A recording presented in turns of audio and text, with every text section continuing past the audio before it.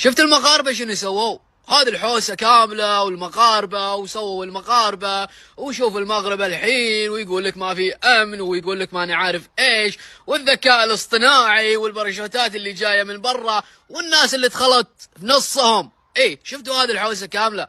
يوم واحد هذول الناس اللي برا كذي يعطوهم ترخ على رؤوسهم، ترخ على رؤوسهم. شنو؟ الكل حط علم المغرب، والله الوطن الملك، والتفوا على بعضهم، امور طيبه واللهم لك الحمد. شباب محترمين طلعوا كل احترام، يبون حقوقهم ولهم حق كل احترام. دشت ناس من برا شوي، نولع هني، نخرب هني، نسوي ذكاء اصطناعي هني، هذيك الديره فيها شيء نبي نجيبها الفيديوهات اللي من هذيك الديره نحطها في هذه الديره، وعلى قولتهم ندير لها ذكاء اصطناعي. يبا المغاربه والله العظيم ما راح تساومونهم لو تغنونهم على مغربهم وعلى ملكهم.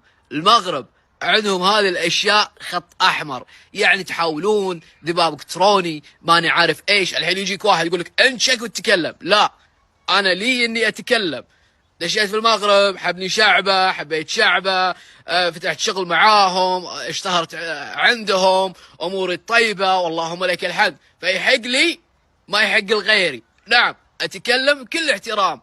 نعم لا تساومون المغربي على مغربيته، والله لا تساومونه.